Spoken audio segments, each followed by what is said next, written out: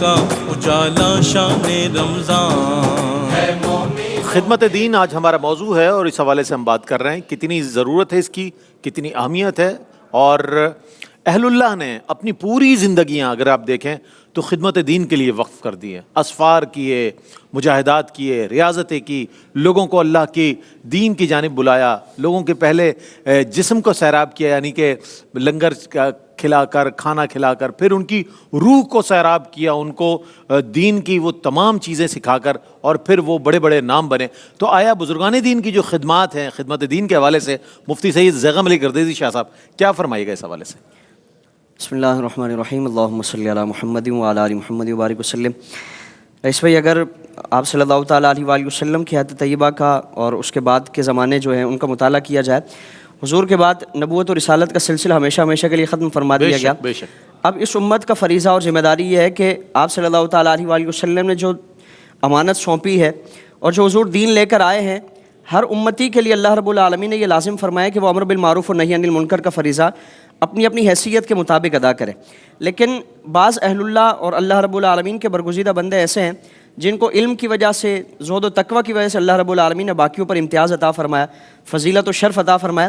ان کی بدرجہ اولا یہ ذمہ داری عائد فرمائی جاتی ہے کہ وہ دیگر افراد سے بڑھ کر اس کار خیر میں حصہ لیں، اپنا کردار ادا کریں اور اپنی تبلیغ کے ذریعے، ترویج و اشاعت کے ذریعے وہ دین کی خدمت کریں۔ چنانچہ ہم آپ صلی اللہ تعالیٰ علیہ وآلہ وسلم کے حیات طیبہ کے فوراً بعد اگر ہم دیکھیں تو اسلام وہ مکۃ المکرمہ اور مدینہ منورہ سے نکل کر پورے جس علاقے میں ہم جائیں، ہم اگر ایشیا کی ہم بات کریں، جزیرۃ العرب سے نکل کر، جزیرۃ العرب سے نکل کر اس زمانے میں ہم ایشیا کی اگر دیکھیں تو ہندوستان میں، پاکستان میں اس زمانے میں کئی صحابہ اکرام کے حوالے سے ہمیں ملتا ہے کہ آپ صلی اللہ تعالی وسلم کے زمانہ طیبہ میں یا حضور کے زمانہ طیبہ کے بعد، حضور کی رحلت کے بعد یہاں اس علاقے میں آ کر صحبتوں کو برداشت کیا، مشقتوں کو برداشت کیا اور اسلام کی ترویج و اشاعت کا اہم کردار ادا کیا۔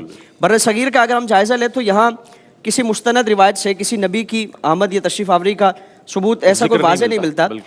اہل اللہ کا ہم معاملہ دیکھیں، آپ صلی اللہ تعالی وسلم کے وصال کے کچھ عرصے بعد، کم و بیش ایک صدی کے بعد، حضور عبداللہ شاہ غازی بابا علیہ رحمہ آپ تشریف لا رہے ہیں، اور اس زمانے میں آپ ایک بہترین قسم کی زندگی جو عالی شان ہے، پر آسائش ہے، اس کو ترک فرما کر اور صحبتوں والی، مشقتوں والی، اذیتوں والی زندگی اور سفر کا جو راستہ اختیار فرماتے ہیں، پیش نظر کیا ہے؟ اور یہ جانتے ہیں کہ اس انجان راستے میں کوئی جان پہچان والا نہیں ہے، کوئی مریدین کا حلقہ احباب نہیں ہے، کوئی بڑا ایک جم غفیر نہیں ہے کہ جو استقبال کے لیے کھڑا ہوگا، پروٹوکول کے لیے ہوگا۔ مقصد کیا ہے کہ صحبتیں بے شک آئیں، مشقتیں جتنی بھی برداشت کرنی پڑیں، اللہ رب العالمین کی دین کی سربلندی کے لیے، دین کی ترویج و اشاعت اور تبلیغ کے لیے جو فریضہ اللہ رب العالمین نے عطا فرمایا اس کو سونپنا۔ پھر اسی کے ساتھ ساتھ ہم دیکھیں ہندوستان کی سرزمین پر ترویج و تبلیغ اشاعت کے لیے جو ایک بڑا نام ہے حضور خواجہ غریب نواز علیہ رحمہ۔ کیا بات، سبحان اللہ۔ آپ جس زمانے میں تشریف لا رہے ہیں اور جس علاقے میں تشریف لا رہے ہیں، کفار نے انتہا درجے کی اذیتوں کا آپ سے مقابلہ کیا اور آپ کے راستے میں روڑے اٹکائے گئے، ہر طرح کا دانہ پانی بند کر دیا گیا اور ہر طرح کے انہوں نے ظلم و ستم کے راستے اپنا کے دیکھ لیے۔ لیکن حضور خواجہ غریب نواز علیہ رحمٰن نے اپنے اخلاق کے ذریعے، اپنے کردار کے ذریعے اور حسن سلوک کے ذریعے لوگوں کے دلوں میں گھر کیا۔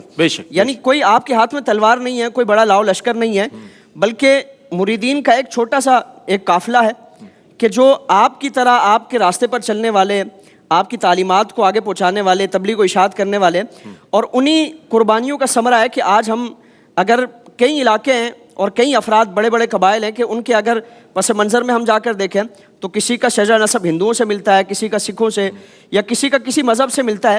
آج اللہ رب العالمین نے اگر اسلام کی دولت عطا فرمائی ہے تو انہی اولیاء کاملین کی خدمت 90 لاکھ مسلمان آپ نے حضور خواجہ غریب نواز صرف ایک شخصیت کا یہ کمال ہے، تو باقی حضور خواجہ غریب نواز جس چوکھٹ پہ جا رہے ہیں، حضور داتا صاحب کی چوکھٹ ہے، بابا فرید ہیں یا دیگر اہل اللہ ہیں، تو ان کی تعلیمات سے کس قدر اللہ رب العالمین نے مخلوق کو فیض پہنچایا۔ بہت عمدہ، بہت عمدہ۔ ہم سلاطین عالم کی تاریخ پڑھتے ہیں تو انہوں نے زمینوں پر حکومت کی ہے، کہ فتوحات کی، اسفار کی، لیکن جب اللہ والوں کی ہم سیرت پڑھتے ہیں تو انہوں نے دلوں پر حکومت کی ہے، اور دلوں پر حکومت کر کے پورے جہاں فتح کیے انہوں نے، اور آج بھی صدیاں گزرنے کے باوجود ان کا نام باقی نظر آتا ہے۔ خدمت دین کے حوالے سے ایک تصور اور بھی ہے، اور یہ کنفیوژن ہے بہت بڑی۔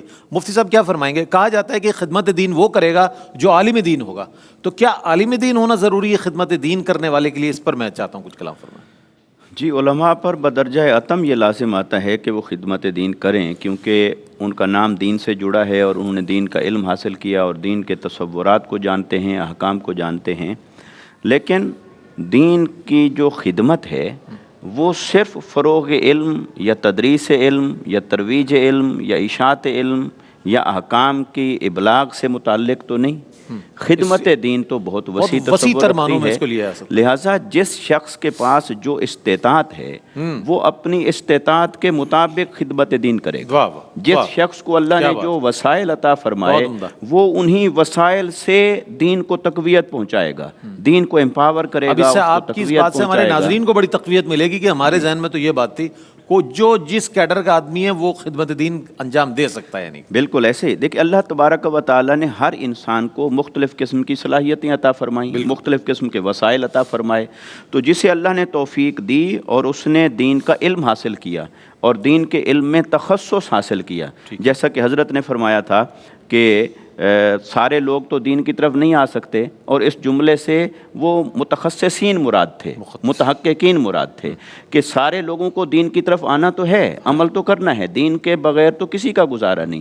لیکن یہ کہ جو قرآن نے کہا کہ تم میں سے ایک خاص طبقہ وہ ہونا چاہیے لِیَتَفَقَّهُوا فِی الدِّین، کہ وہ دین کے اندر گہرے علم کو حاصل کرے.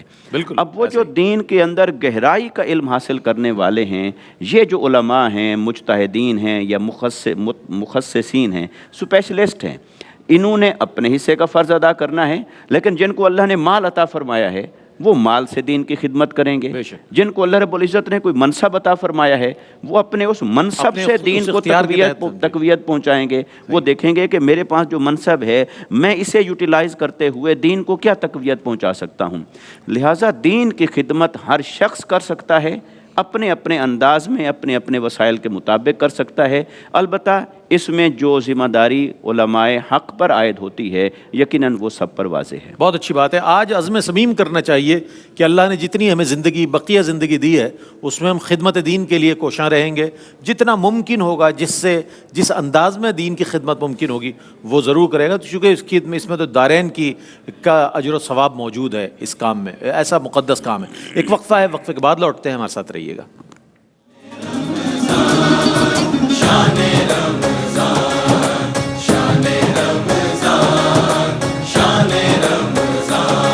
ہے مومنوں کے دل کا اجالا شان رمضان.